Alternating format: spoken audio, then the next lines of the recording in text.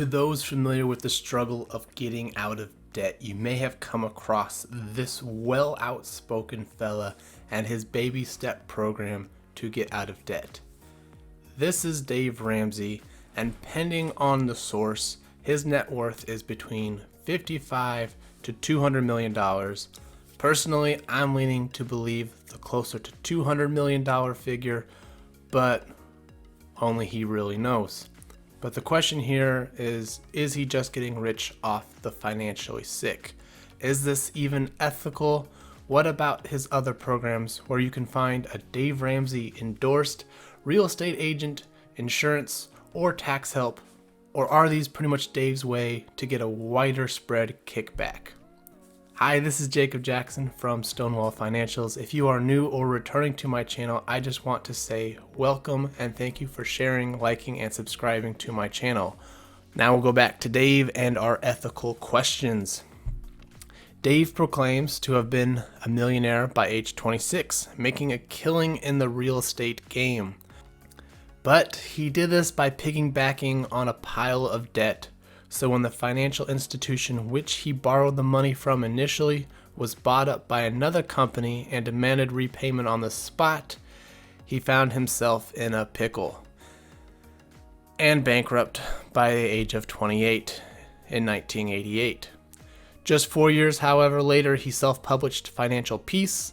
In 1992, he's published The Total Money Makeover in 2003, Every Dollar Budget in 2015, which now has over 7 million users in 2019. And on the Dave Ramsey Show, he has over 17 million active listeners across radio, podcast, and YouTube. The man has freaking built an empire. His financial principles are taught worldwide in churches and high schools. And of course, it can be found all over the web. Most of what he teaches and preaches comes back to 7 basic baby steps. These baby steps are: 1. Have an emergency fund of $1,000. 2. Pay off all debt except for their house or mortgage using the Snowball method. This method, you pay back the least amount first to the largest amount, taking them out one at a time, taking no regard for the interest rate on each of these. To help you do this, you also must budget. Every dollar has a place, and with his Every Dollar Budget tool, this makes it even easier for you. Frankly, most people are on this step. Most people that call into him and seek his help and advice on his show are on this step too.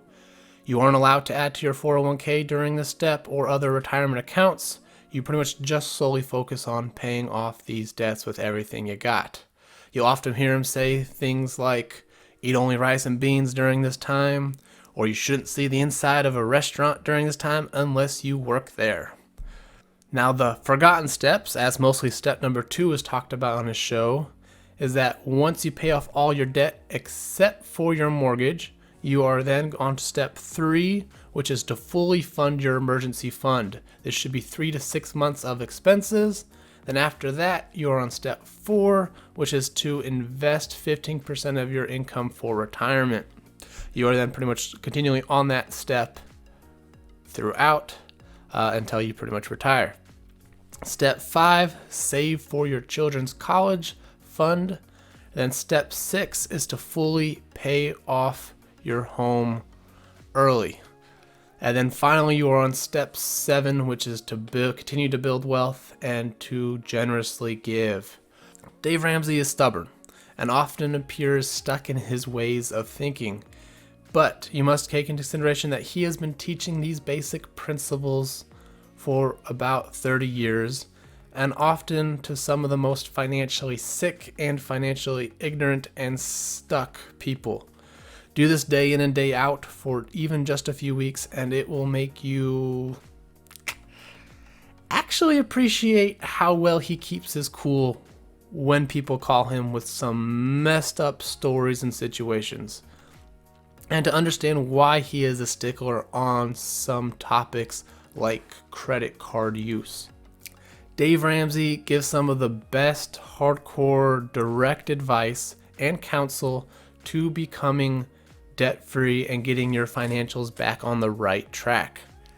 However, here are some key critiques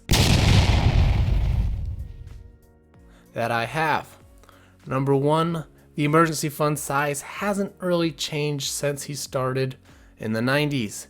Given inflation, it should now be closer to about $2,000. His investing advice is very misleading and frankly not right. He is a huge fan of mutual funds, not a huge problem in and of itself, and he recommends this split or division amongst these 4 categories. But what gets me and many other people in finance is that he typically states that you will make an average rate of return of 12%. He and Chris Hogan use this in a lot of their figures as you'll have this much saved or invested if you make this amount based on their average rate of returns, and that can be very, very misleading. That number is way too good to be true, and even though 8% or 10% don't seem that different to an untrained eye, it makes a huge difference on the overall rate of return year after year. I will do a video on this at a future date to really expand and show you what the difference is for the numbers, but over the course of 20, 30 years, this can be millions of dollars difference. I have read interesting reviews and stories on his endorsements. I suspect with a company his size and reach, I have doubts that he personally handpicks and screens these individuals. They probably meet a certain criterion that he makes or had made. So just use his recommendations as such and shop around to see what else you can pretty much get and how they compare. Don't feel like you have to be locked down into it and become a Dave Ramseyite. We as a country and people are way over our head in debt. Dave saw a need in the market and has worked his butt off for decades in becoming a juggernaut in this niche of finance. Not through some incredible intellect that he possesses, but what appears to be some good old grit. He has since found lots of fame and fortune in doing so and being consistent for decades. I don't find this wrong whatsoever. If you actually take the time to read his materials, listen to him talk, he really does mean well. He is patient, he is consistent, and he practices what he preaches. And he is a giver, not an enabler. There is a key difference here. The man has presumably reached and helped millions and millions of people and families who've improved their financial well-being. Personally, I am thankful for the influence that he has had on my life, especially when I read his books when I was a teenager.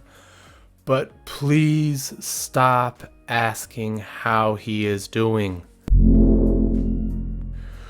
So what do you like and dislike about Dave's teachings?